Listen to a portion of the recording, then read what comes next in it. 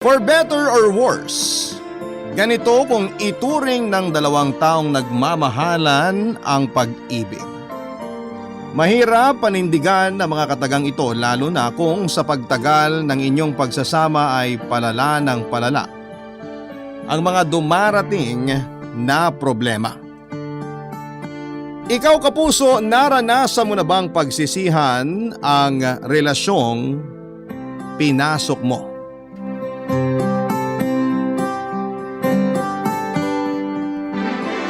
Dear Papa Dudut, magandang tanghali po sa inyo at sa lahat ng nakatutok sa Barangay Love Stories ngayong araw. Tuwing tanghali, gamit ang cellphone at suot ang earphones ko na malapit ng masira ay lagi akong nakikinig sa mga istoryang ibinabahagi ninyo mula Lunes hanggang Linggo.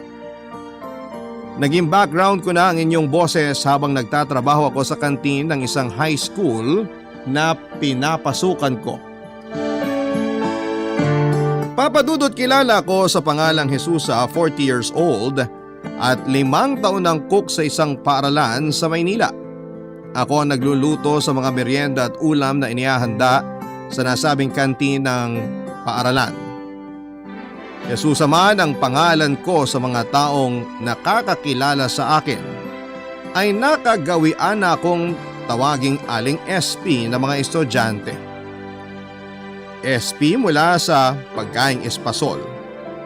Nagsimula ang lahat dahil sa panlalait. Kinakantsawan ako noong mukhang espasol dahil daw sa sobrang kapal ng suot kong make-up. Puting-puti kasi ang mukha ko kumpara sa morena kong balat. Doon na nagsimula ang tawag sa akin bilang Aling Espasol o Aling SP for short. Papa Dudut, may rason kung bakit nahilig ako sa pagsusuot ng makeup. At ito ang dahilan kung bakit ako nagpadala ng sulat sa inyo.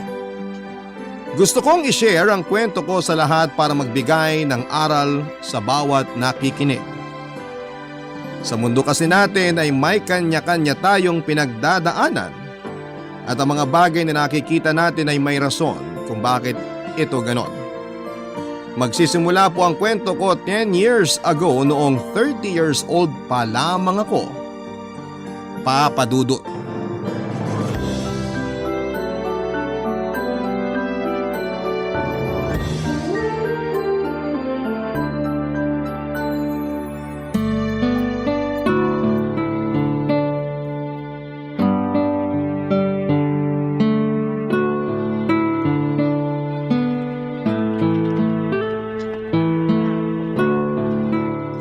Aling Mildred, magandang araw po sa inyo. Magandang araw din. Pabili po ako. May itlog po ba kayo dyan, tsaka instant noodles? Anong klaseng noodles? Yung chicken po. Pabili po ako isang noodles, tsaka isang itlog. 30 lahat. Ang mahal naman. Aba, mahal na talaga ang mga bilihin ngayon. Anong akala mo sa panahon natin? Dekada 90? Namura pa ang mga paninda? Ang bilis lang kasing tumaas ng mga bilihin ngayon. Hirap kumabol. Huwag mong sabihin uutang ka na naman. Wala pa akong buhay na mano, tsaka hindi ka pwedeng umutang dito hanggat hindi pa kayo nakakabayad sa mga naunang inutang ninyo. Hindi po, babayaran ko po to. Eto, pasensya na po, puro barya tong dala ko. 26, 28, 30. Eto po, 30 po lahat yan, pakibilang na lang ulit. Isusupot ko pa ba to? Wag na po, sayang yung plastic. Hahawakan ko na lang. O heto, Salamat po. yung hiniram yung pera sa akin, kailan nyo naman babayaran? Wala pa po akong maipambabayad ngayon eh.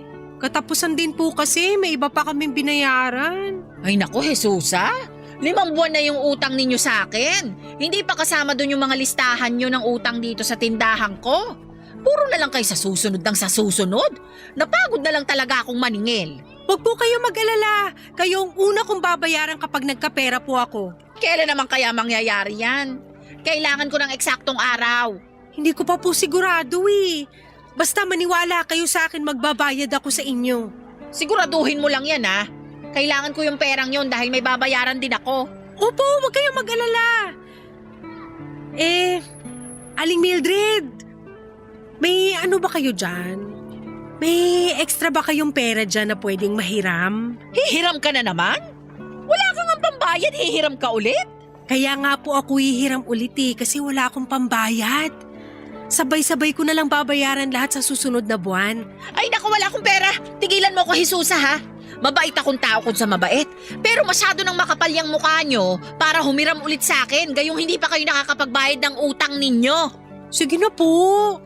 Tambak na po kasi yung bayarin namin sa bahay Wala na ako ibang malapitan, kayo na lang talaga. Ay, boss, wag akong lapitan mo. Doon ka sa iba humiram. Ubus na ang awang maibibigay ko sa inyo. Lalo na't palagi kong nakikita yung nanay mo sa sugalan tuwing hapon. Kahit magkano lang po yung maipapahiram nyo. Sige na po. Wala! Lumayas ka na sa harapan ko. Huwag mo akong abalahin. Promise, huling beses na po ito nahihiram ako sa inyo. Bayaran nyo muna yung mga naunang inutang ng pamilya nyo sa akin. Saka kita bibigyan ulit. Anong tingin mo sa akin? Bangko na takbuhan mo kapag walang pera? Kung umasta ka, parang may pinatago kang pera sa akin ah. Pasensya na po talaga. Wala na ba kayong ibang kakilala na pwedeng utangan? Ah, wala! Sabihan mo yung nanay mo na maghanap ng trabaho para magkasilbi naman ang buhay niya. Sige po, salamat na lang po. Pasensya na po kayo. Galing ako sa mahirap na pamilya, Papa Dudut. 7 kaming magkakapatid at pangatlong anak ako ng tatay kong jeepney driver at nanay ko namang sugarol. Nasanay na ako sa gabi-gabing bangayan ng mga magulang ko dahil sa problema namin sa pera. Laging pagod si tatay sa buong araw niyang biyahe samantalang galit naman si nanay dahil karaniwan siyang talo sa tong its. Minsan kapag magulo ang buhay at ang bahay namin ay lumalabas ako at tumatambay sa basketball court malapit sa barangay namin. Lagi ko pong pinagmamasdan ang kalangitan.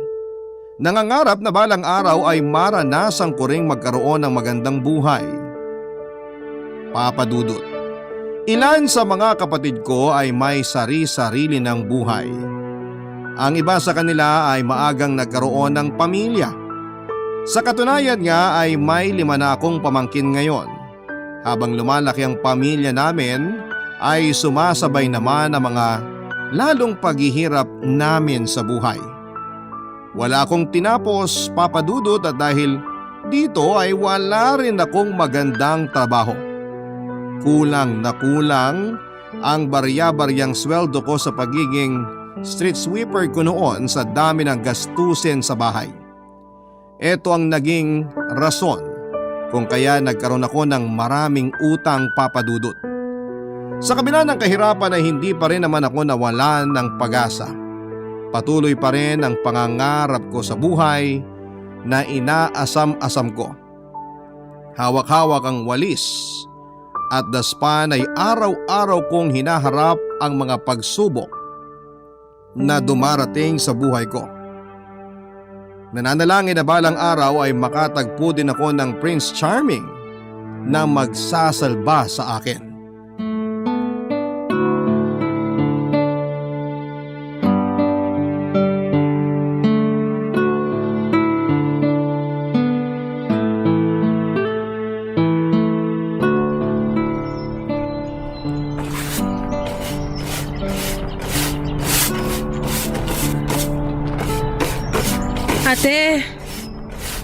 Ate Ophel, Oh, bakit? nahihilo ako. Hala, ay, sandali lang. Oh, umupo ka muna. Doon tayo sa may sidewalk. Magpahinga ka muna rito, ha? Ano bang nararamdaman mo? Bigla na lang ako nang hina Kumain ka ba ng agahan? Oo, nilagyan ko ng kanin yung kape ko kaninang umaga. Yun na yung agahan mo? Oo, wala naman kaming pambili ng ulam Kaya naglalagay na lang ako ng kanin sa kape ko tuwing umaga. Kaya naman pala nanghihina ka Walang laman ng sikmura mo. Gusto mo ba ng biskwit? May biskwit ako rito sa bag ko. Wag na, magpapahinga lang ako saglit bago ako magwalis ulit. Umuwi ka na lang kung masama ang pakiramdam mo. Ako nang bahala dito. Hindi pwede. Sayang yung sasahurin ko. Kapag umabsent ako ngayon, wala kaming uulamin maamayang gabi. Ay siya, sige, ikaw ang bahala. Pero magpahinga ka muna dyan, ha? Bigla lang sigurong kumalam yung sikmura ko nung nakakita ako nung supot ng hamburger na nakakalat dyan sa tabi. Tatawa-tawa ka pa dyan. Tingnan mo nga yung sarili mo, oh. Butot balat ka na. Hindi ka na yata kumakain eh. Kumakain naman ako. Ng kanin na hinalo sa kape. Oo, masarap kaya yun. Alam mo kung ano ipinagtataka ko? Ano? Yung ibang tao, ayaw kumain ng kanin kapag nagda-diet kasi raw tataba sila. Pero bakit ako? Puro kanin naman laman ng tiyan ko pero hindi naman ako tumataba. Kasi walang protina yung katawan mo. Ang ulam mo kung hindi kape, minsan asin o kaya naman noodles at saka delata. O anong sustansya ang makukuha mo ron? Wala kaming pambili ng ulam eh. Isang beses sa isang linggo lang ata kami nakakatikim ng maayos na ulam. Ang laki kasi ng pamilya ninyo eh. Mabuti ako, 2 lang ang binubuhay ko. Kaya eto kahit papano, hindi ko sila napapabayaan. Ang malas natin no, ipinanganak tayong mahirap. Nung past life ko sobrang yaman ko siguro kaya sa pagkakataong to, ginawa naman ako mahirap ni Lord para patas lang. Hoy, ano ka ba? Pati naman Diyos dinamay mo. Nasa magulang yan kung bakit may mga batang lumalaking mahirap. Alam na ngang hikaho sa buhay, anak pa ng anak. Palibhasa kasi, yung mga tao kasi ngayon, yun na lang ang kayang gawin, ang manisi. Lagi nilang sinisisi ang nasa itaas kung bakit sila mahirap. Yung iba naman, sa gobyerno naglalabas ng sama ng loob. Pero bakit hindi nila magawang sisihin yung sarili nila? Sinasabi mo ba na kasalanan ng tao kung bakit sila mahirap? Bakit? Hindi ba? Alam mo, kasi ako, aminado ako na kasalanan ko kung bakit ganito ang buhay ko ngayon. Hindi ko sineryoso yung pag-aaral ko eh. Wala akong natapos. Maaga din akong lumande. Imbis na maghanap ako ng trabaho, mas pinili kong isang walang kwentang lalaki na bumuntis sa akin ng 2 beses tsaka ako iniwan. Kaya sabihin mo, bakit ko sisisihin ng ibang tao na mahirap ako? Kung wala naman akong ginawa para ayusin ang buhay ko. Bakit ako? Hindi ako nakapagtapos kasi walang pampaaral sa akin ng pamilya ko. Wala akong magandang trabaho kasi wala akong maipakitang diploma. Hindi naman ako tamad. Hindi naman ako gastador. Hindi naman ako maarte pero bakit mahirap pa rin ako? Kaya nga sinabi kong kasalanan ng magulang yan. Oo, siguro walang problema sa'yo, pero sa pamilya mo, meron. Ilan ba kayong magkakapatid? 7, hindi ba? Nanay mo, sugarol. Tapos yung tatay mo, dating manginginom. Ano pa bang kalalabasan yan? 1 tasa ng kape at 3 kutsara ng kanin na panlaman tiyan. Ay, Tama ako ano?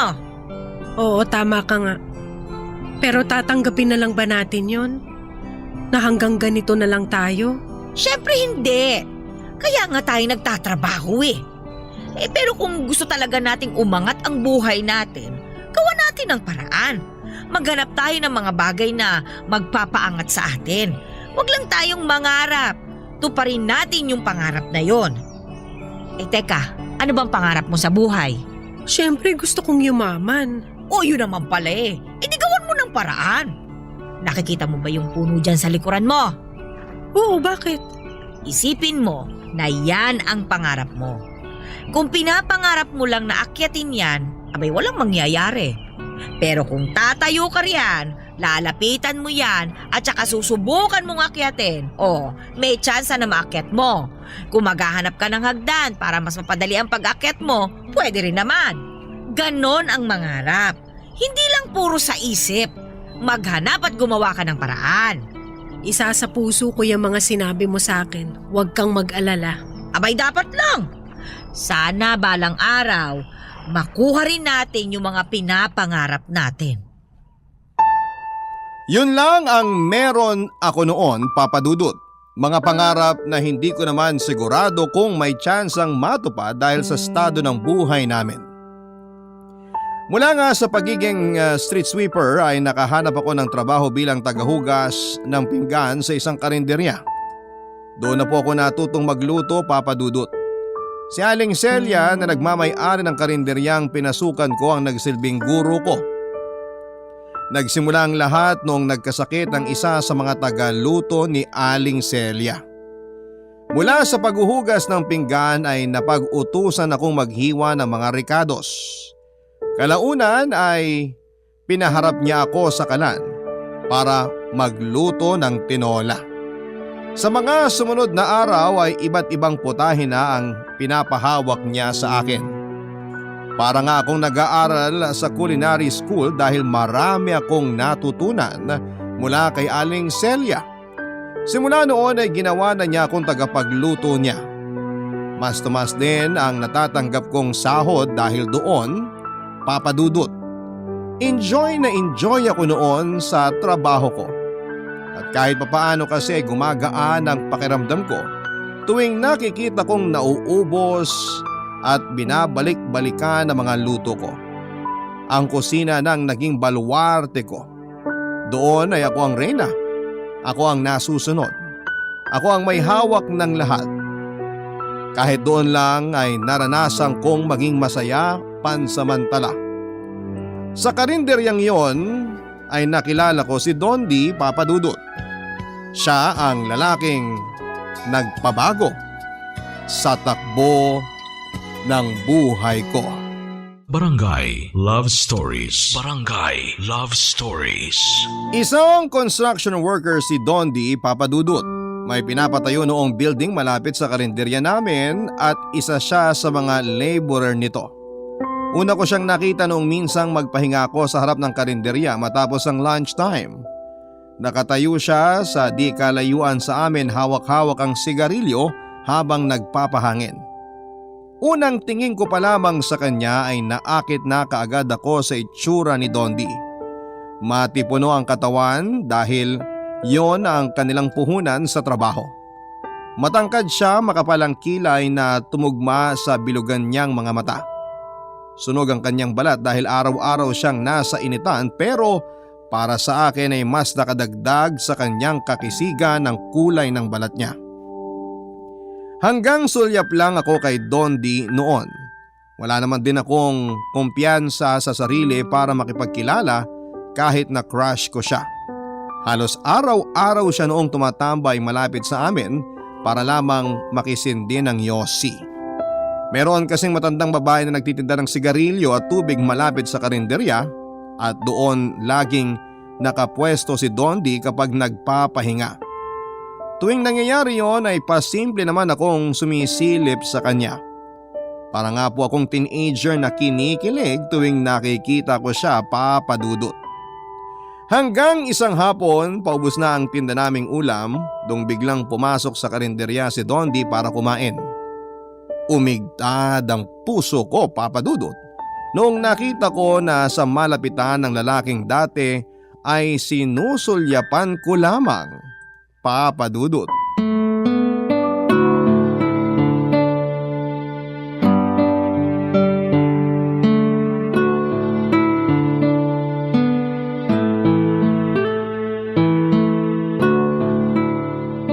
Aling Celia, kain na! Nahihanda ko na yung pagkain natin. Nasaan na yun? Naku, nakipagchismisan na naman siguro sa kabilang tindahan. Aling Celia! Mauna na akong kumain!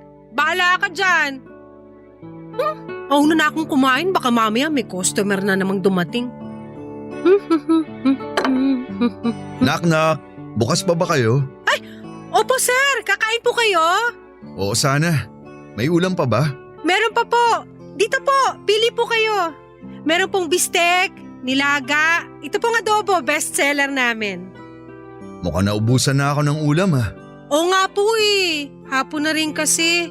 Mamaya pa ulit kami magluluto ng bagong putahe para naman sa hapunan. Bigyan mo na lang ako kahit ano dyan. Alin ba ang pinakamasarap dyan? Lahat sir, masarap. Pero i-recommend ko tong Bicol Express. Kakaiba ang timpla namin dito kumpara sa nakagawian. Talaga ba? O sige, yan na lang. Maanghang ba yan? Sakto lang naman yung anghang. Mahilig po ba kayo sa maanghang? Hindi eh. Pero dahil yan yung inirekomenda mo, yan na lang kakainin ko. Hindi po kayo magsisisi sa pinili nyo. Totoo yan ha. Sige, bigyan mo ako ng isang order. Tapos isa't kalahating kanin. Sige po, Maupo na lang muna kayo. Isi-serve ko na lang din sa inyo. Magsasabaw po ba kayo? Meron pa ba? Sige, bigyan mo rin ako ng isa. Sige po. Ihanda ko lang tong ulam at kanin nyo. Ikaw ba yung nakaupo rito? Mukhang naabala pa kita sa pagkain mo ah. Ako nga po.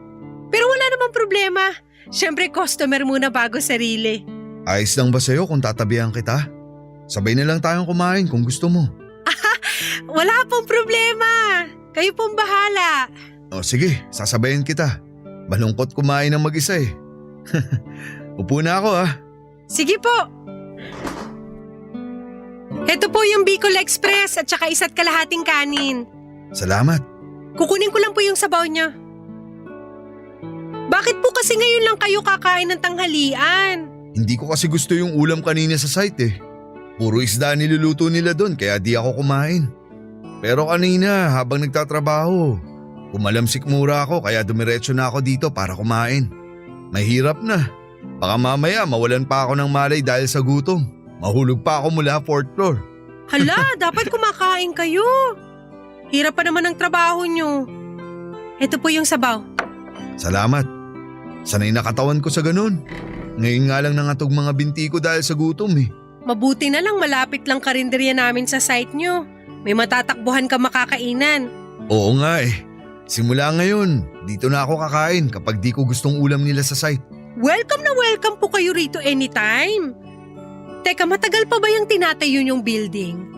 Ang balita ko paupahan daw yan eh. Oo, ipapaupa yata sa mga negosyante. Matagal pa to. Baka may 5 buwan pa. Kulang kami sa tao eh. Ganun ba? Eh di matatagalan ka rin dito. Depende kung kukunin ako sa ibang construction site. Sa iba-ibang site kasi kami tinatapon kung saan mas kailangan ng labor. Nung nakaraang buwan nga lang ako lumipat dito eh. Oo, nito mga nakaraang linggo lang din kita napansin. Lagi ka nagsisindi ng sigarilyo dyan sa harap eh. Napansin mo pala yun? Oo, nakikita ko po lahat na nangyayari dito. Ano, kain na tayo? O sige, tikman natin tong Bicol Express mo. Ikaw ba nagluto nito? Ako nga pero si Aling Celia nagturo sa akin ng recipe. Masarap. Masarap nga. Sabi sa'yo eh. Papadudod sa Sampaloc nakatira si Dondi noong mga panahong nagkakilala kami. Tubong Pangasinan siya at maagang nakipagsapalaran sa syudad para tulungan ang kapatid niyang may sakit. May 2 siyang kapatid, ang panganay na may sakit sa puso at ang bunso naman na may sarili ng pamilya. Walang trabaho ang pareho niyang magulang kaya halos sa kanya na nakaasa ang buong pamilya niya. Hindi ko inaasahan na magkakaroon kami ng pagkakataon ni Dondi na kilalanin ang isa't isa, papadudot. Pagkatapos niyang matikman ang luto ko ay sa amin na siya bumibili noon ng ulam tuwing hindi niya gusto ang luto ng mga kasamahan niya sa construction site. Nung una ay nagkakahiyaan pa kami. Tahimik lang kasing tao si Dondi, papadudot. Ako naman ay gusto ko man siyang kausapin ay nahihiya ako dahil baka mahalata niya na may gusto ako sa kanya. Mabuti na lang at nandun si Aling Celia na nagsilbing tulay para mas mapalapit kami sa isa't isa. Pabiro niya kaming kinakantsawa noon na bagay daw kaming dalawa. Halos ibugaw na nga niya ako, papadudot, para magkaroon ako ng nobyo dahil no boyfriend since birth po ako. Nang dahil nga kay Aling Celia ay naging close kami ni Dondi hanggang sa maging open kami sa isa't isa at naging magkaibigan. Hindi nagtagal ay nagsimulang magparamdam sa akin si Dondi. Niligawan niya ako, papadudot. Dahil matagal ko naman siyang gusto ay sinagot ko siya. At si Dondi na nga po ang naging kauna-unahan na boyfriend ko.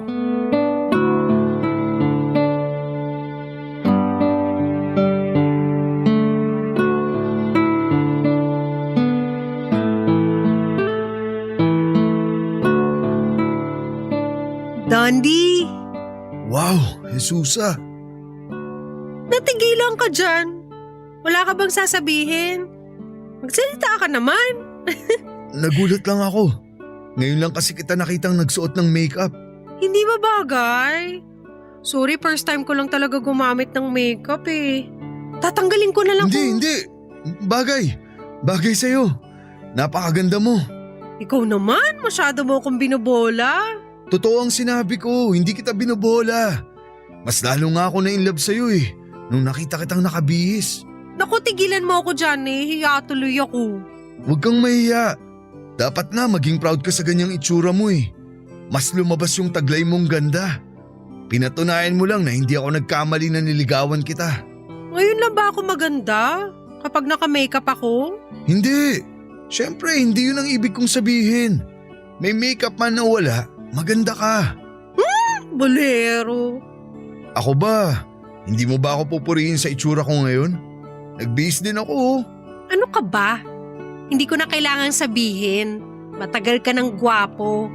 Kaya nga kita nagustuhan eh. Totoo ba yan? Oo! Simula nung unang araw na nakita kita hanggang ngayon, gwapo ka pa rin. Mas gumagwapo ka nga habang tumatagal. Yan ang masasabi kong bola. Alam kong hindi ako gwapo pero sige. Dahil girlfriend kita, paniniwalaan kita. Gwapo ka sa paningin ko, period. Nasa tao yan, may kanya-kanya naman tayong definisyon ng gwapo at maganda eh. Para sa akin, ikaw ang pinakagwapo at pinakamakisig na lalaki sa buong mundo. Masyado mo naman akong binibaby niyan. Dapat lang kasi ikaw ang baby ko.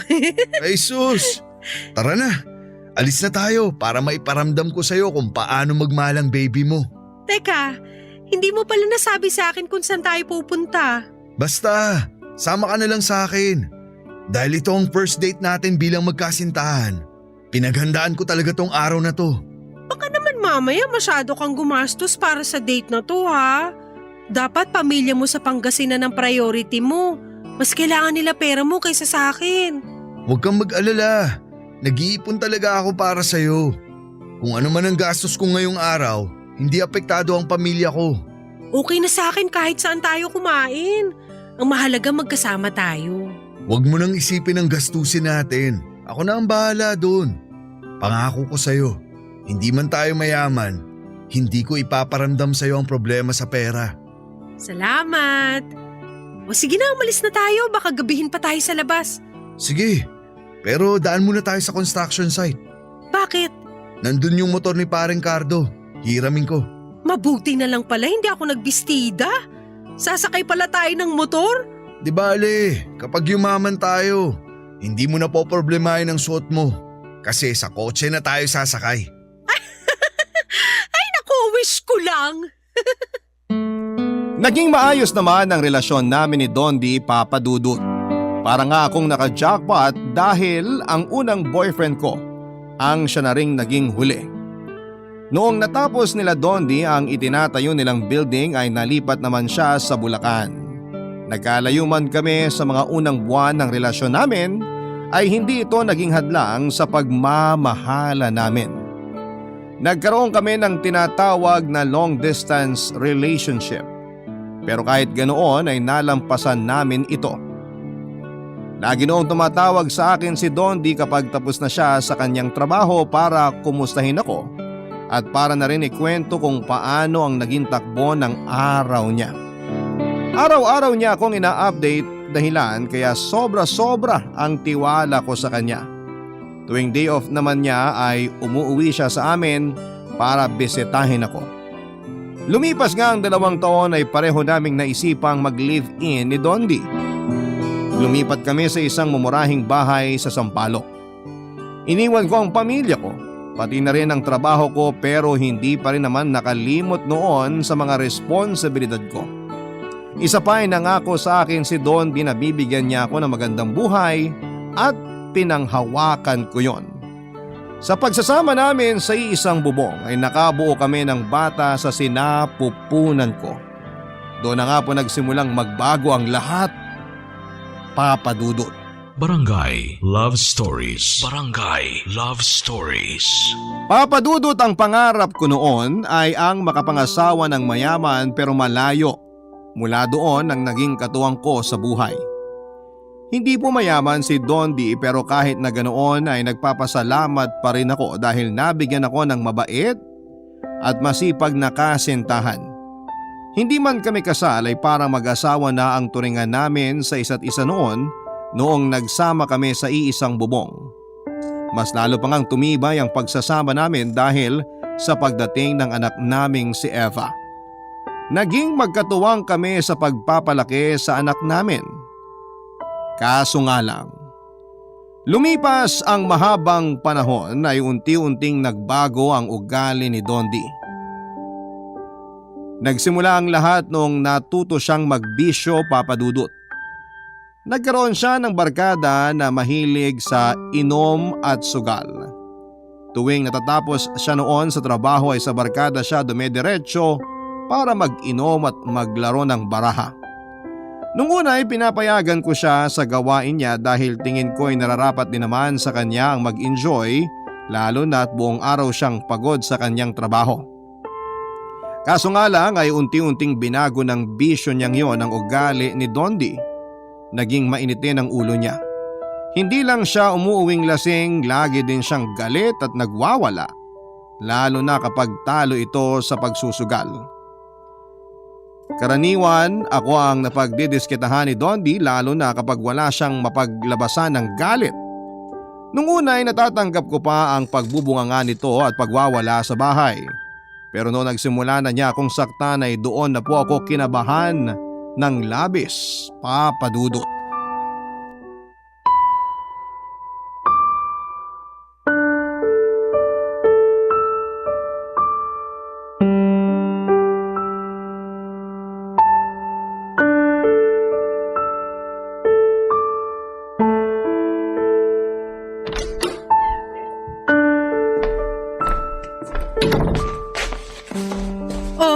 Nandiyan ka na pala. Mabuti naman naisip mo pang umuwi. Akala ko doon ka na matutulog sa inuman niyo eh. Anong oras na ba? 11:00 na ng gabi. Kanina ka pa namin hinihintay ng anak mo. Bakit nyo kasi ako hinihintay? Alam nyo naman na tuwing sahod, kina parang Elias ako dumediretso.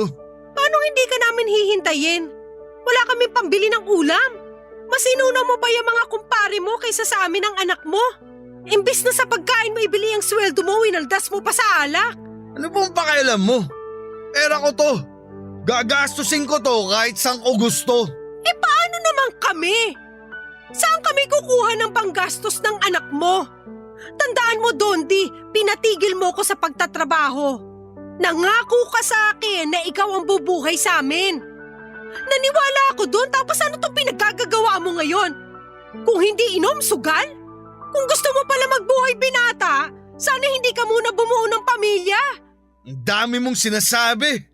E di sana umutang ka muna ng pagkain sa labas para may makain kayo. Di mo kasi ginagamit yung kokote mo eh. Siyempre, yun na nga mismo yung ginawa ko. Kasi ayoko makitang anak ko nagugutom. Pasalamat ka, mabait si Aling Huling. Kahit marami na tayong utang sa kanya, nagpapautang pa rin siya. Sabihan mo yung huling na yan. Babayaran ko lahat ng utang natin sa kanya. Huwag siyang mag-alala ka mo. Ganyan na lang palagi. Oh, bakit? Bawal na ba ako magsaya ngayon? Sa pag-inom at paglalaro na nga lang ako sumasaya eh. Ipagbabawal mo pa sa akin? Matapos ko magtrabaho ng buong maghapon, babawalan mo ako magsaya? Hindi kita pinagbabawalan, pero sana naman. Isipin mo rin kami ng anak mo.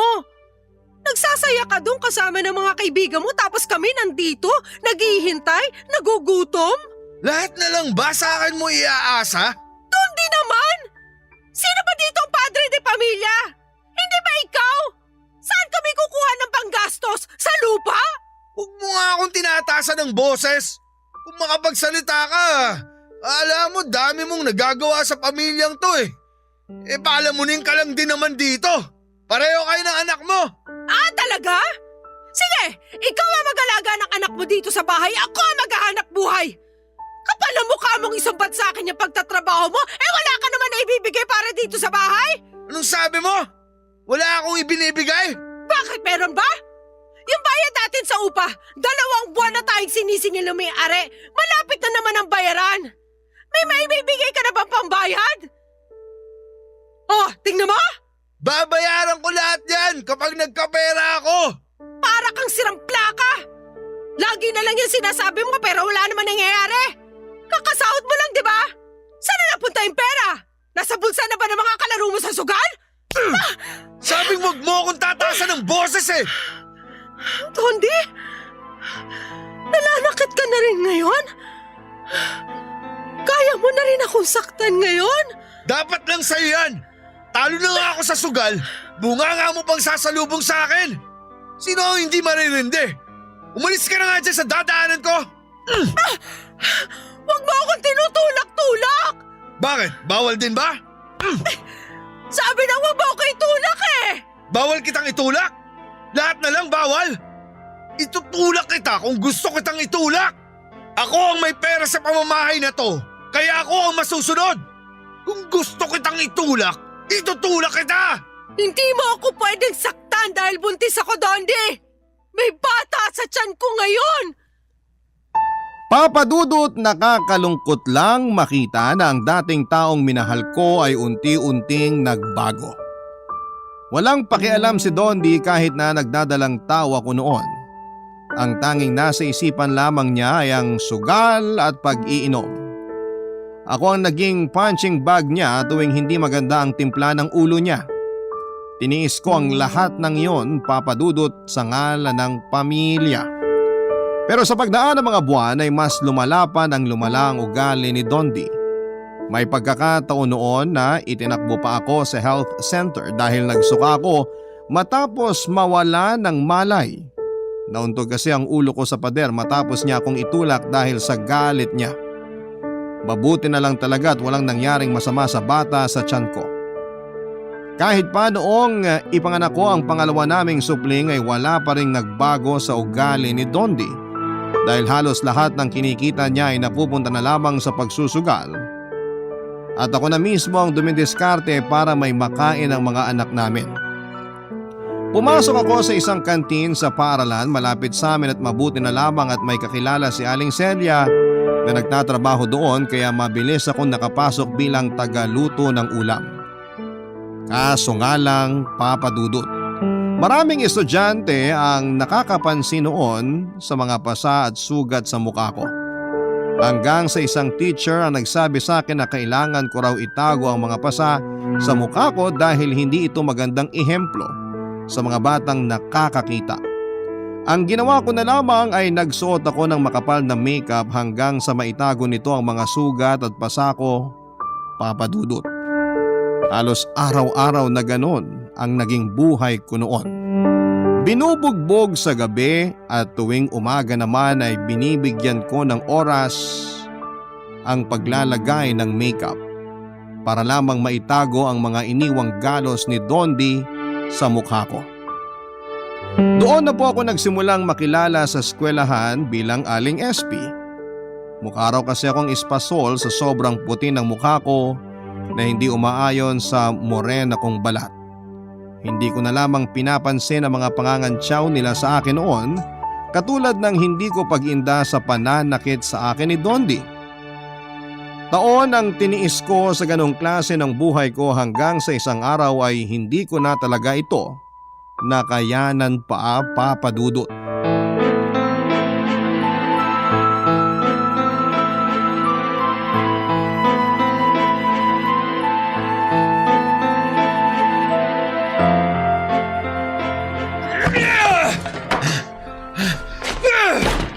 Dondi, tigilan mo ng pagsisira ng mga gamit natin. Ano ba? Buisit! Mga inayupa kayong lahat! Ano na naman bang ikinaiinit ng ulo mo ngayon? Wala kayong silbi! Lahat kayo walang kwenta! Dondi, tumigil ka na nga! Gabi na nakakaya sa mga kapitbahay natin. Wala akong pakialam! Lasing ka na naman ba? Umalis ka sa harapan ko kung ayaw mong madamay dito! Bakit? Anong gagawin mo sa akin? Bubugbugin mo ulit ako? Binabalaan kita, Jesusa! Huwag mo nang dagdagan tong galit ko! Lagi ka naman ganyan eh. Tsaka ka lang matapang kapag nakainom. Paglalasing-lasing ka tapos uuwi kang galit. Wala na nga tayo pera, maninira ka pa ng gamit. Buisit naman oh! Umalis ka nga dito! Naalibadbaran ako sa pagmumukha mo! Ikaw nga lumayas dito! Kung gusto mo magwala, doon ka sa labas! Sabayan mong tumahol yung mga aso, pare-pareho kayong perwisyo! Anong sabi mo? Gusto mo bang mamatay ha? Dondi, Busalan kita sa bitawan bunganga mo dyan eh! Ano? Hindi ako makahinga! Anong niya ka? Demonyo! Nagtatapang-tapangan ka dyan! Akala mo naman uubra ka sa akin! Pare-pareho lang kayo! Lumayas ka dito! Pinapalis mo ko? Gusto mo na ba talagang mamatay? Halika nga rito! Dodi, huwag ka lalapit sa akin! Matagal na ako nagtitimpi sa yung babae ka! Puro bunganga mo na lang naririnig ko! Tama na, Dondi! Huwag mo kong iyakan dyan! Matapang ka, di ba? Lumaban ka! Saan ka pupunta, ha? Tama na! Huwag ka na lumapit sa akin! Dondi, tama na! Bitiwan mo ako! Hindi! Bitiwan mo ako! Tagtalan mo na ako! Tama na! Tumigil ka na! Pagod na ako! Pagod na ako sa'yo! Nakita mo tong boting to? Ha? Sige na, lapitan mo ako! Lumapit ka sa akin! Gigilitan kita sa leeg para matapos ang paghihirap ko! Sige, gawin mo! Kaya mo ba, ha? Huwag ka nalapit sa amin! Hindi ako nagbibiro! Papatayin mo ako! Sige, patayin mo ako! Etong leg ko! Gilitan mo ako! Sige, ano? Kung sawa ka na sa akin, patayin mo na ako! Puro ka salita! Makatulog na nga! Bit-bit ang dalawang anak ay nilayasan namin si Dondi ng gabing yon, Papa Dudut. Bumalik ako sa mga magulang ko at doon naghanap ng suporta. Mabuti na lamang at kahit hirap ay tinanggap pa rin nila ako sa pamamahay nila. Pagkatapos ng nangyari ay sinubukan makipagbalikan ni Dondi sa akin at sinisi niya ang alak.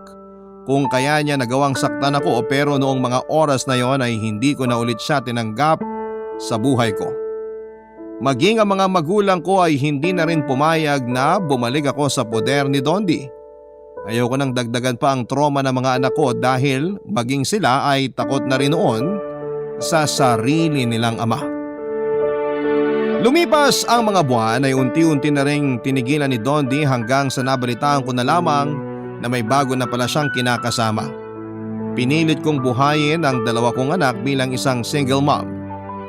Sa ngayon naman, Papa Dudut, ay patuloy pa rin po ako sa pagsusumikap. Wala pa ring nagbago sa buhay ko pero masasabi kong maayos na ang lagay naming mag-iina dahil wala nang taong umaabuso sa amin.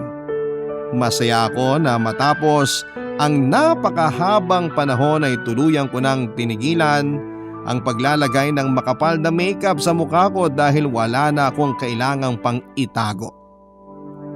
Hanggang ngayon ay patuloy pa rin ang pagtawag sa akin ng mga estudyante bilang Aling SP. Yun na kasi ang nakasanayang tawag sa akin ng nakakarami na minana nila sa mga naunang estudyante na unang nagbansag sa akin noon. Hindi ko na lamang ito minasama dahil alam ko namang hindi nila alam kung ano ang punot dulo ng pangalang yon.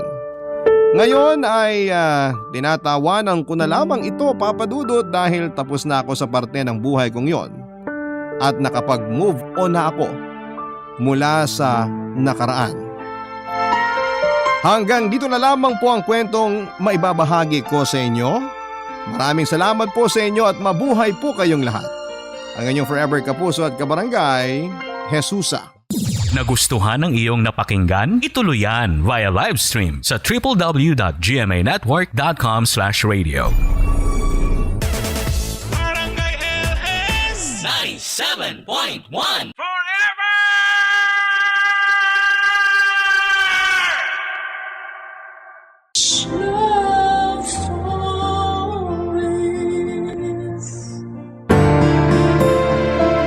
Kapag pinagkatiwalaan tayo ng isang tao, alagaan natin yon at huwag sirain. Kaya nga kapag may isang bagay na hindi rin sa atin ay huwag natin itong kukunin o aangkinin. Ikaw, kabarangay, may pinagkakatiwalaan ka bang tao? Dear Papa Dudut, hindi lahat ng tao ay binibiyayaang magkaroon ng kapatid. At isa na po ako doon. Pero hindi naman ako nagtampo sa mga magulang ko dahil naiintindihan ko ang sitwasyon na pinagdadaanan nila. Magkaanak lamang noong araw. Rainbow baby kasi ako at ang ibig sabihin ay meron ng pinagbuntis ang mama ko bago ako, ngunit sa kasamaang palad ay hindi man lamang nila yon nasilayan dahil maagang kinuha sa kanila. Simula noon ay matagal bago sila sumubok na magkaanak muli ni Papa, kaya nang dumating ako sa buhay nila ay masayang masaya sila at nagpapasalamat ng husto sa Diyos. Bago ko po ipagpatuloy ang pagkukwento ko sa buhay ko ay pabati muna ng isang maganda at mapayapang katanghalian sa inyo at sa ating mga kabarangay. Tawagin niyo na lamang po ako sa pangalang Krishna. 33 years old, taga Muntinlupa City at isang housewife. Naging libangan ko na talaga ang pakikinig sa barangay love stories simula nung pandemic. At magpahanggang sa ngayon, isa pa rin po ako sa mga libo-libo ninyong kabarangay. Kaya nga naisip ko rin na magpadala ng sulat sa inyong istasyon dahil baka sakaling merong makarelate sa kwento ng buhay ko. Sisimulan ko ang pagsasalaysay noong 27 years old ako. That time ay meron na akong 4 na taong gulang na anak na lalaki. Pero nang mga panahong ipinagbubuntis ko siya ay sina mama at papa ang kasama ko para umalalay sa akin dahil iniwan ako at hindi pinanagutan ng ex-boyfriend kong si Justin. Pero kinaya ko naman at noon ko lang din nasabi sa best friend kong si Jessel ang tungkol sa pinagdaanan ko. Nagkita kasi kami noon nang bisitahin niya ako sa bahay namin pagka uwi niya galing sa abroad, Papa Dudut.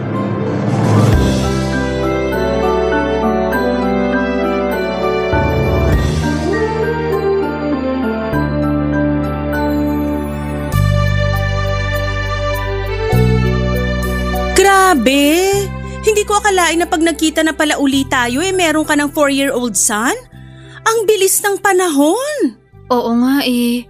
Pasensya ka na, hindi ko man lang nabanggit sa'yo. Okay lang yon. Nawalan din tayo ng komunikasyon eh. Bukod doon, naglaylo rin talaga ako sa social media. Kasi nahihiya nga ako. Bakit ka naman nahihiya? Hindi ko kasi akalain na mabubuntis ako ni Justin. Tapos, iiwanan niya ako. Kakagraduate ko lang noon ng college. Nagsisimula pa lang ako sa career ko pero kailangan kong unahin yung pagbubuntis ko. Dahil maselan nga. Buti na lang talaga nandito sina mama at papa para asikasuhin ako. Talaga? Pasensya ka na rin, wala man lang ako sa tabi mo bilang best friend. Okay lang yun, ano ka ba? May kanya-kanya na tayong buhay eh. Kahit na. Pakiramdam ko'y nabando na kita ng mga panahong dapat kasama mo ko sa tabi mo. Pero sandali, yan ba yung parehong Justin na nabanggit mo sa akin noon na manliligaw mo? Oo. Siya nga.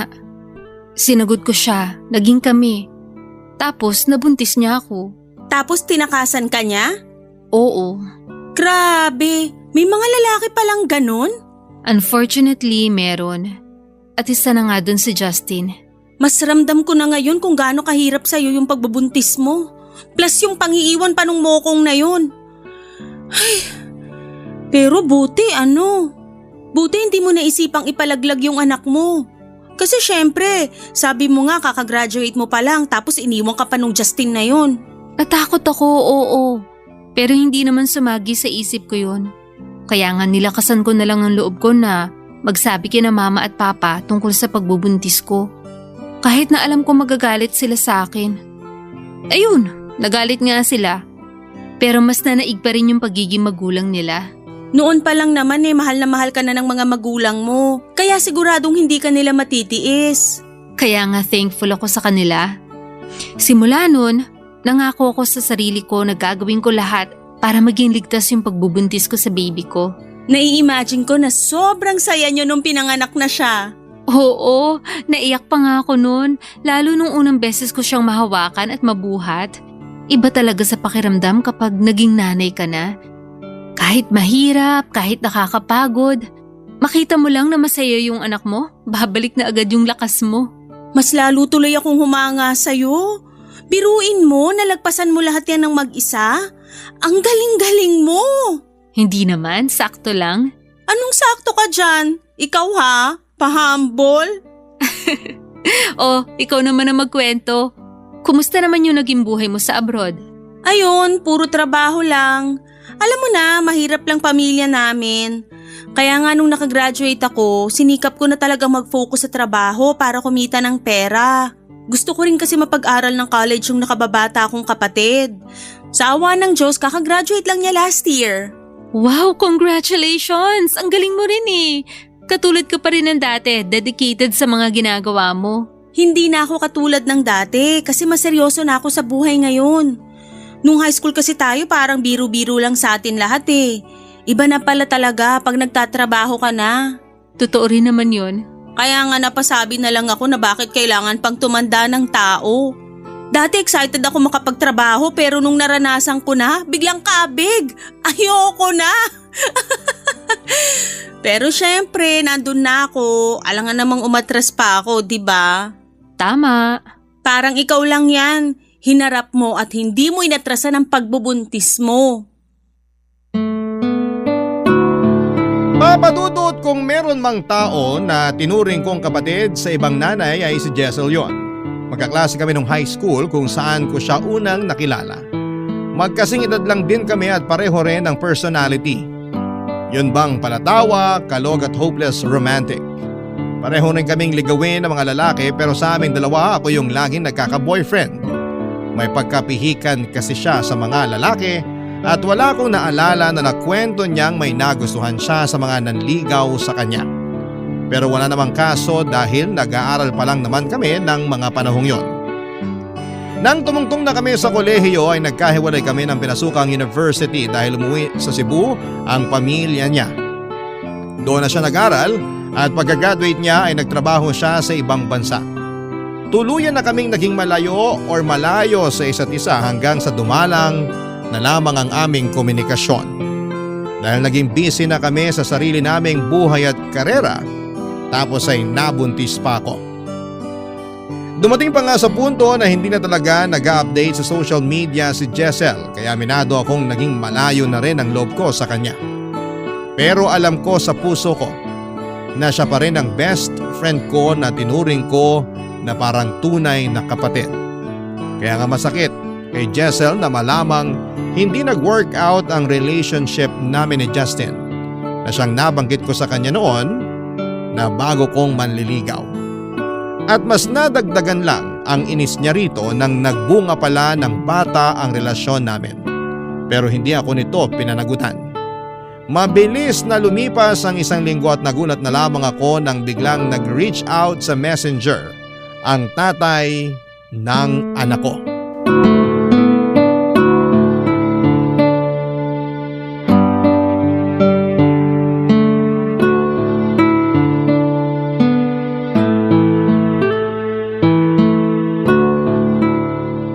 Oh, ba't parang balisa ka dyan?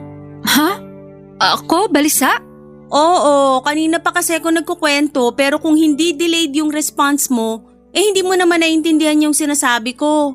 Ganun ba? Pasensya ka na ha? Okay lang, hindi rin naman mahalaga yung sinasabi ko. Pero ano ba kasing problema? Pwede mong sabihin sa akin, baka makatulong ako. Ano kasi? Ano nga? Natatandaan mo ba si Justin? Oo, yung mo akong natatay ng anak mo? Bakit? Anong meron sa kanya? Last night, nag-reach out sa akin sa messenger. All of a sudden? Oo, Anong sabi? kinukumusta kami ng anak ko. Tinamaan naman talaga ng lintik. Kundi ba naman talaga makapalang mukha niya? 4 na taon lang naman ang nakalipas simula nung iwanan niya kayo. Tapos bigla-bigla siya magre-reach out sa'yo sa messenger para mga musta na para bang walang nangyari? Kaya nga nagulat talaga ako. And at the same time na inis. Kasi kung kailan naman nakamove on na ako sa kanya, saka pa siya bigla magpaparamdam.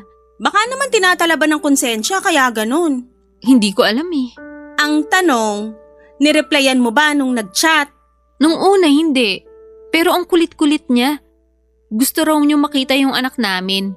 Nag-sorry pa nga siya sa pangiiwan niya sa amin nun sa ere. Tapos gusto rin daw niya magsustento. Kapal talaga ng mukha! Kung nakakatagos lang yung kamay sa screen ng cellphone, baka nabigyan ko na yun ng magkasawang sampal eh. Anong sabi mo sa reply mo? Tigilan niya na kami. Kasi hindi naman siya kilala ng anak namin. Pero pinagpipilitan niyang siya pa rin daw ang tatay ng bata eh. Kaya may karapatan siya. Meron kung di niya kayo nung tinakasan at nagsustento siya. Yun na nga. Hirap sa mga lalaking yan, kala mo nag-iwan lang ng gamit tapos babalikan na lang kung kailan nila maisipan.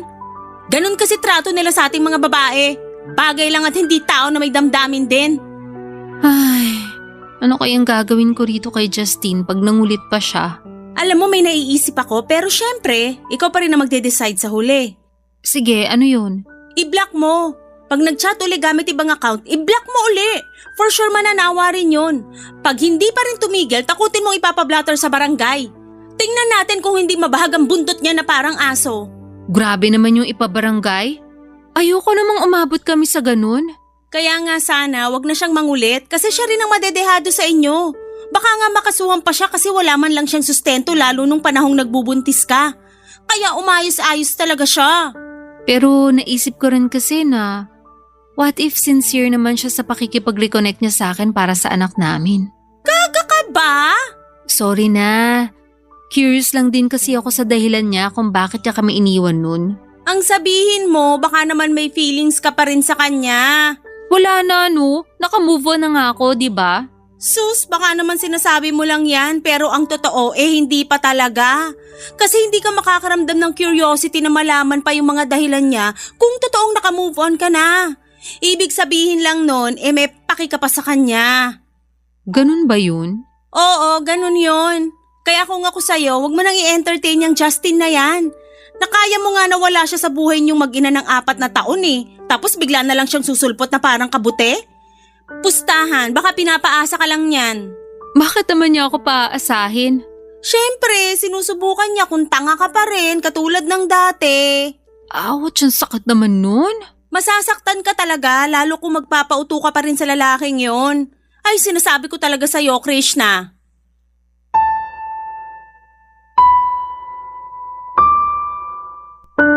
Papadudot malaking palaisipan talaga sa akin kung bakit bigla na lang nagparamdam sa amin ang anak ko si Justin. Siguro'y tama si Jessel sa sinasabi niyang baka tinalaban ito ng konsensya kaya bigla namang itong gustong magpakatatay sa aming anak. Sa kabilang banda ay hindi ko naman napigilang makaramdam ng takot dahil baka kunin ni Justin ang anak ko sa akin. Pero buti na lamang at sinabi ni Jessel na imposibleng mangyari yon dahil mas may laban at karapatan ako sa aming dalawa. Nagpatuloy ang pangungulit ni Justin sa akin sa messenger. At lahat ng iyon ay binalita ko sa best friend ko. Siguro nga ay nakulitan na siya sa akin kaya sinabihan na naman niya akong i-block na lamang si Justin. Pero hindi ko pa rin magawa-gawa. At buti na lang at hindi ko ginawa dahil kinausap ako ng ex ko na gusto na raw niyang magsustento sa amin ang anak ko. Nang mga panahong yon ay naghihigpit ako ng sinturon dahil nagkasakit ang mama ko. Kaya nga napagkasos ako ng malaki at mas lalo akong nangailangan ng pera papadudot ng mga panahong yon na kailangan ko para sa panggastos naming mag-ina. Barangay Love Stories. Barangay Love Stories. Papadudot masasabi kong malaki ang naitulong ng perang pinadala ni Justin para maipagamot ko ang anak namin hanggang sa gumaling ito. At kahit na nga nakalabas na sa ospital ang anak namin ay hindi pa rin tumigil si Justin sa pangungumusta rito at pagpapadala ng sustento. Na-appreciate ko yon lalo na ako. Na ako lang mag-isa ang na-stress sa tuwing may dinaramdam ang anak ko. Nasabi ko nga sa sarili ko na buti na lang talaga at nandyan si Justin. Kaya nga naisip ko na baka masyado ko namang ipinagdadamot sa kanya ang bata samantalang anak din naman niya ito. Doon ako nag-decide na ipakilala ang anak namin ni Justin sa kanya. Kaya naisipan kong papuntahin siya sa ika-5th birthday ng aming anak na gaganapin sa susunod na buwan. Tuwang-tuwa nga si Justin nang padalahan ko siya ng invitation at nagsabi pa siya na sasagutin niya ang cake at clowns para sa party ng aming anak. Bagay na hindi ko na rin naman tinanggihan papadudot.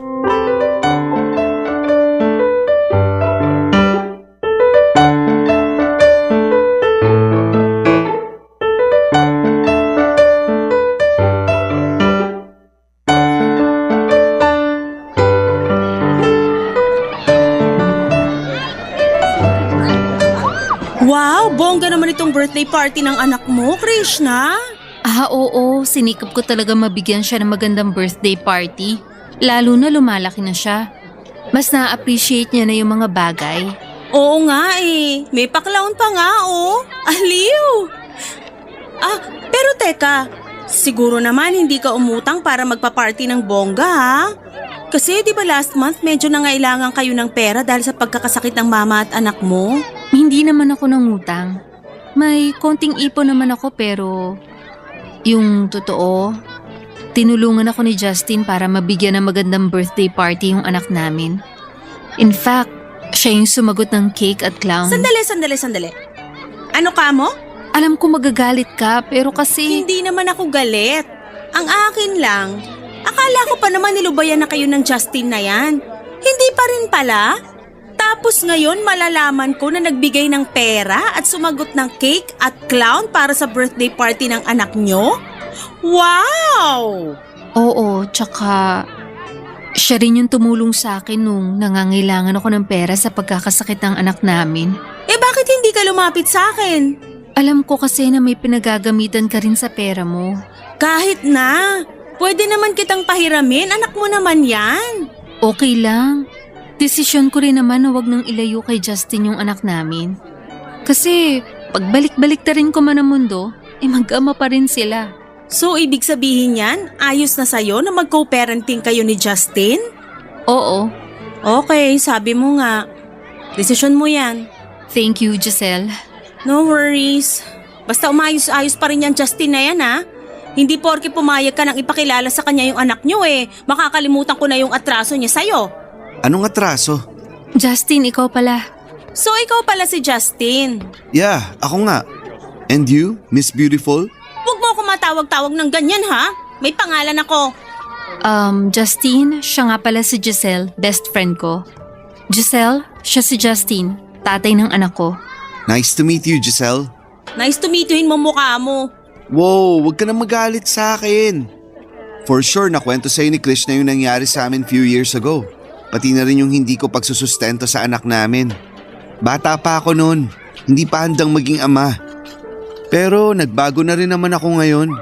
Kaya nga kinulit ko talaga si Krishna na ipakilala sa akin yung anak namin at bigyan ako ng pagkakataon para makabawi. Totoo yun. At nakikita ko naman na nagbago na talaga si Justin. Justin? Nako, siguraduhin mo lang talaga yung mga pinagsasasabi mo. Kasi pag nagsisinungaling ka, lagot ka sa akin. Bilang best friend ni Krishna, ayoko na uli siyang masaktan dahil sa pangiiwan mo sa kanya noon. Hindi na kailangan yan. Kasi matagal na naman kaming tapos ni Justin. Kung anong meron kami ngayon, yun dahil sa anak lang namin. Pero pwede pa rin naman ako mangako.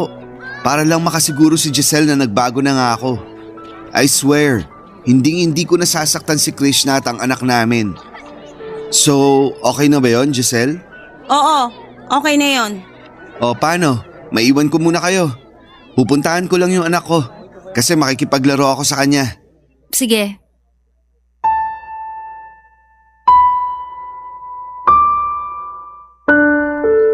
Papadudot na takot talaga ako kasi baka magskandalo si Giselle kapag nakita at nakilala niya si Justin. Alam ko kasi nagalit siya rito base pa lamang sa mga kwento ko sa kanya noong nagkita kami ulit. Kasalanan ko naman kasi siniraan ko sa kanya si Justin pero hindi ko rin naman nakalain na biglang magpaparamdam sa akin muli ang ex-boyfriend ko. Pero noong matapos ngang kausapin ni Giselle nang maayos si Justin, nang ipakilala ko sila sa isa't isa ay nakahinga na ako ng maluwag. Nagpatuloy ang masayang birthday party ng anak ko ng araw na yon at aaminin ko na sa lahat ng mga celebration namin ng birthday niya, yun ang pinakamasaya kasi nandun si Giselle ang best friend ko at si Justin na tatay ng anak ko. Nagpatuloy ang communication namin ni Justin kahit natapos na ang party ng anak ko. Pero hindi naman namin pinag-usapan ang tungkol sa amin dahil puro lang sa bata ang topic namin. Ayos na rin yon dahil ayokong makagulo sa buhay ni Justin sakaling meron na siyang bagong karelasyon. Mabilis na lumipas ang 2 buwan at napansin ko na dumalang na ang pangungumusta ni Justin sa anak namin. Madalas ako yung nagpapadala ng picture ng bata sa kanya para naman aware siya sa mga nangyayari sa bata. Pero inaabot ng 1 o 2 araw bago niya isin ang chat ko. Nilalike lang din niya ang mga messages ko o di kaya ay hindi na niya nire-replyan. Tapos 1 beses ay pumalya siyang magbigay ng sustento pero hindi ko siya sinita. Tinawagan ko na lamang siya ng pansin nang naulit yon ng sumunod na buwan. Pero hindi ko na sinin o nireplyan man lang ni Justin sa messenger ang mensahe ko. Agad ko ngang sinabi sa best friend ko nung 1 beses na niyaya ko siyang lumabas para magkape at magbonding papadudot.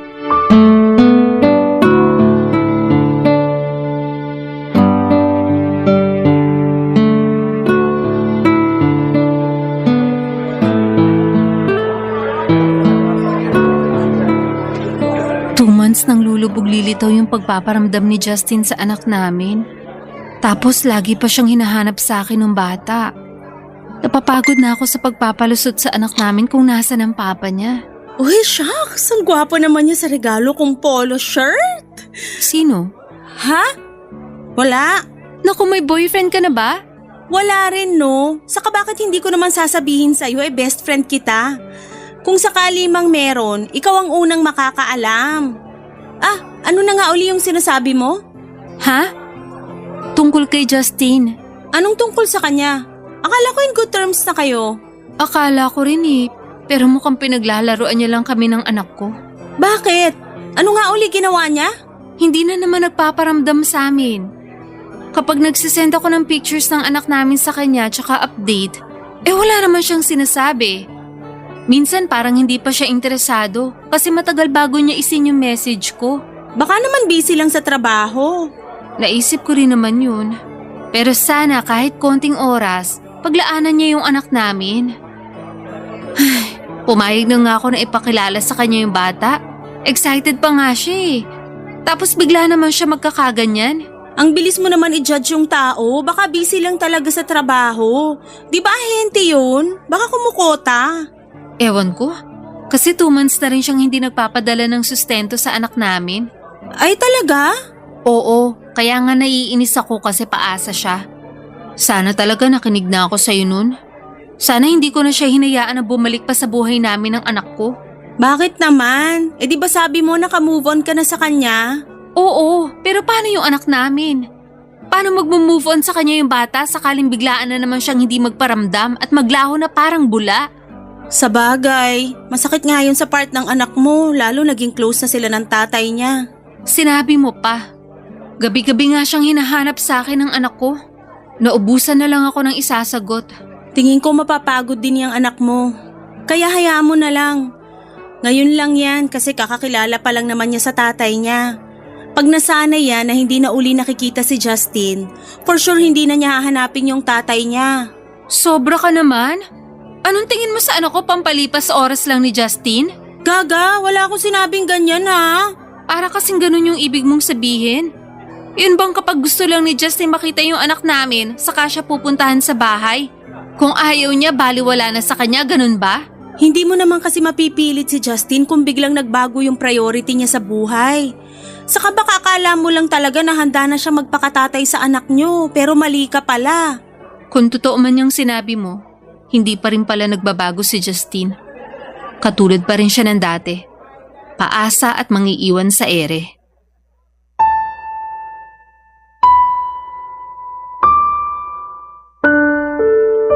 Papadudot noong ko nga lang nakausap si Giselle pero parang hindi pa namin nasulit dahil mas madalas pa siyang nakatingin sa cellphone niya kaysa mag-focus sa pinag-uusapan namin. Pero hindi ko na siya sinita dahil nakikita ko naman na masaya siya. Sa isipan ko ay baka may love life na ang best friend ko at kung totoo nga yun ay masayang masaya ako para sa kanya. Ine-expect ko na ikukwento niya sa akin ang tungkol sa kachat niya pero umikot lang sa buhay namin ang pinag-usapan namin ng araw na yon. Hindi ko na lang masyadong dinamdam dahil baka hindi pa ready si Giselle na banggitin ang tungkol sa love life niya. Pero pagkatapos ng araw na yon ay nakaramdam ako ng kakaiba. Hindi ko lang may paliwanag kaya pinagsawalang bahala ko na lamang. Nagdaan pa ang mga araw, dumalang na talaga ang pakikipag-communicate sa akin ni Justin hanggang sa nagulat na lamang ako dahil nakablock na ako sa messenger niya. Tapos ay hindi rin nag-reply sa mga chats ko si Giselle. Hinayaan ko na lamang muna siya dahil baka abala siya sa ibang bagay. Pero lumipas na lamang ang isang buwan ay tuluyan nang hindi nagparamdam sa akin ang best friend ko. Ni hindi na rin siya dumadalaw sa bahay namin. At nalaman ko na nga lang na umuwi raw ito ng Cebu pero hindi man lang nagsabi sa akin o kahit man lang nagpaalam na may pupuntahan siya. Papa Dudut. Barangay Love Stories. Barangay Love Stories. Papa Dudut, hindi na nga naging active sa social media si Giselle nang umuwi siya sa Cebu. May isang beses na sinubukan kong tawagan ang number niya pero cannot be reached na ito. Yun ang naging hudyat ko para tigilan na ang pakikipag-communicate kay Giselle dahil wala rin naman akong mapapala pa. Pero nasaktan pa rin ako kasi ang alam ko ay wala naman akong ginawang masama sa kanya para iwan niya bigla sa ere. Dumagdag pa yung frustration ko kay Justin dahil sa pambablock niya sa akin sa messenger matapos niyang magparamdam at sandaling magpakatatay sa aming anak. Sa isipan ko ay pinaglaruan lang niya kami ng anak ko. Kaya naman galit na galit ako sa kanya. Nagdaan ng 3 taon, naka-move on na ako sa pang-ghost sa akin ni Justin. Sinabi ko nga sa sarili ko na kung magparamdam pa siya ulit ay hindi ko na siya bibigyan ng pagkakataon matapos niya yung sayangin.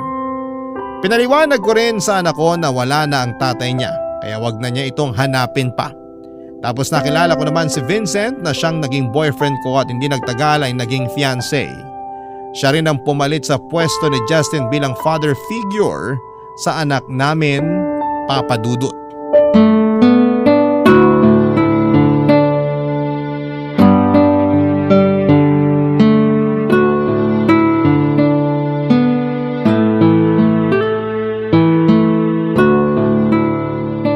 Saan niyo gustong pumunta sa next date natin, mahal? Ha? Naku, kahit dito na lang sa bahay.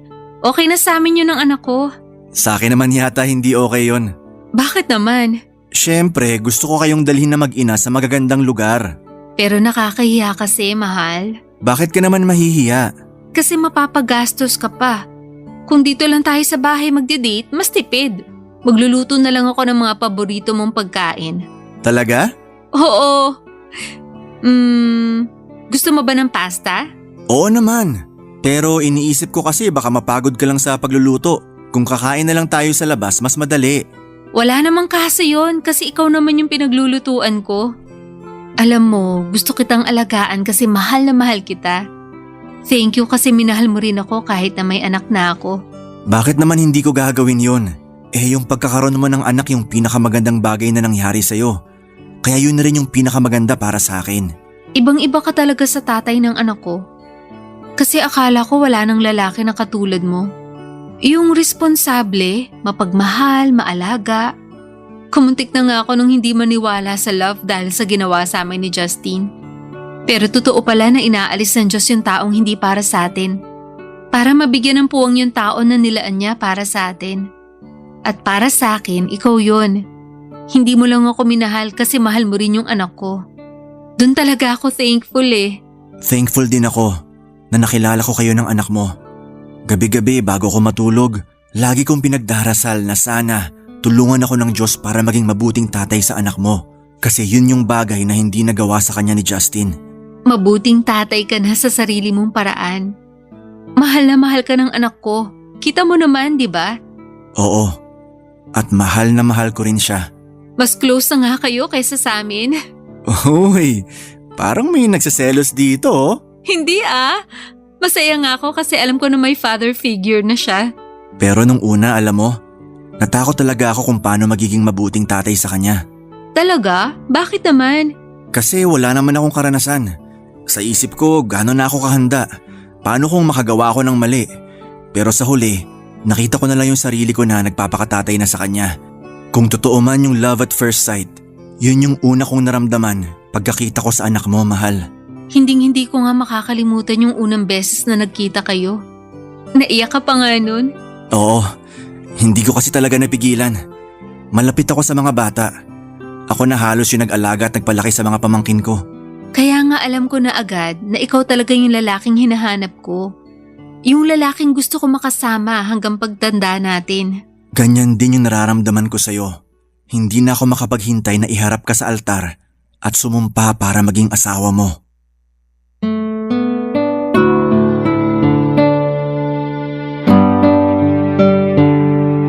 Papadudot, thankful ako dahil dumating sa buhay ko si Vincent.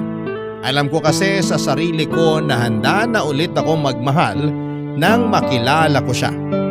Nasa kanya na ang lahat ng magaganda at mabubuting katangian na hanap ko sa isang lalaki.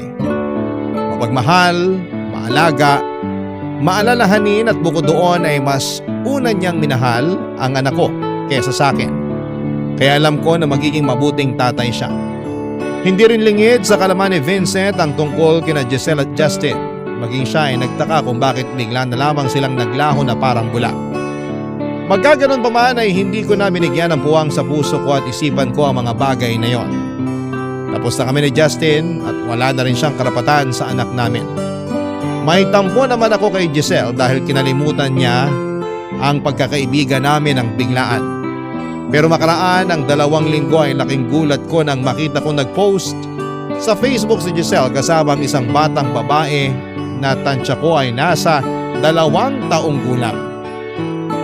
Kamukhang kamukha niya ito kaya napag-chat ako sa kanya para kumustahin siya. Ewan, kahit sinabi ko na gusto ko nang mag-move on sa friendship namin ay hindi ko naman basta-basta magagawa yon. Lagpas 10 taon na kaming magkaibigan ni Giselle at pinuring ko na rin siyang parang tunay na kapatid. 2 araw din ang nakalipas bago sinini Giselle ang chat ko sa messenger niya pero hindi niya yon nireplyan. Nakikita ko naman na active na ulit siya sa social media pero parang hangin na lamang ako sa kanya. Nasaktan ulit ako dahil wala naman akong ginawang masama para tratuhin niya ng ganon. Nung kinuwento ko yon kay Vincent ay kinomfort niya ako ng araw na yon. At niyaya ang mag-mall para manood ng sine at kumain. Tapos ay laking gulat ko nang mag-cruise doon ang landas namin ng best friend kong si Giselle habang kasama niya ang batang babae na kasama niya sa picture. Nang mga panahon na yon ay may kasama ang isa pang babae si Giselle.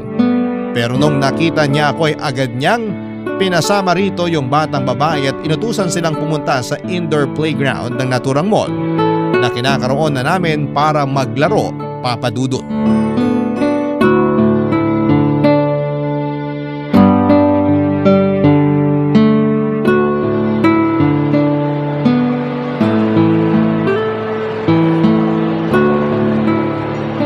Giselle? Akala ko nasa Cebu ka, pero nasa Manila ka na pala?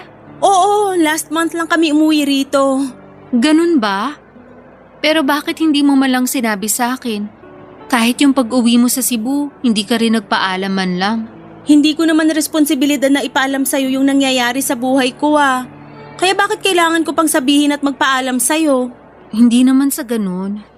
Pero akala ko ba mag-best friend tayo? Oo, pero noon yon. Honey, nasan yung anak natin? Justin? Krishna? Anong ginagawa mo rito? Ako ang dapat magtanong sa'yo ng ganyan. Anong ginagawa mo rito?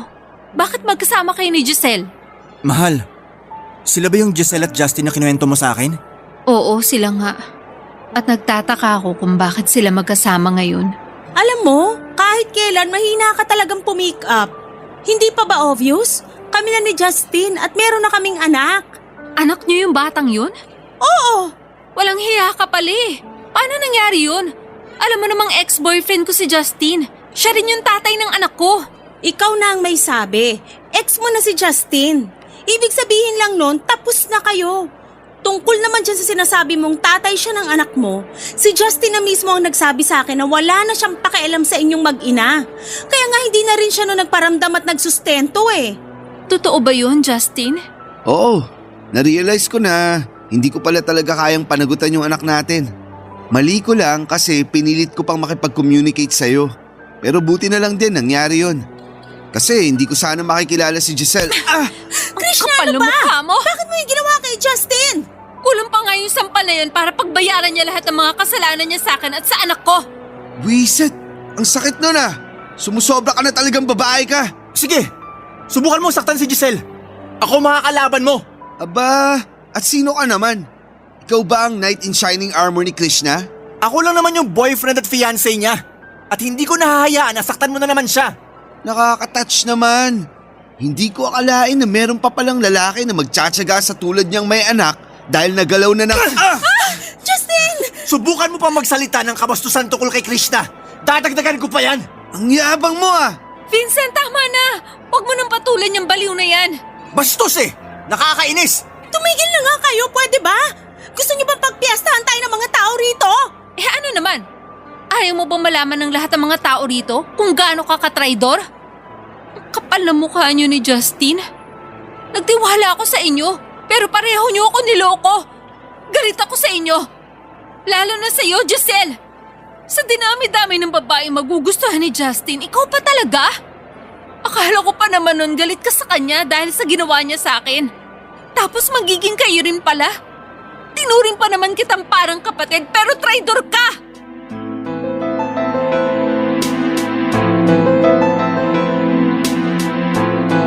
Papa Dudut, may mga dumating na security guard para awatin kami. Pero umalis na rin kami kaagad ni Vincent pagkatapos noon. Hindi pa rin ako makapaniwala na sina Giselle at Justin ang nagkatuluyan.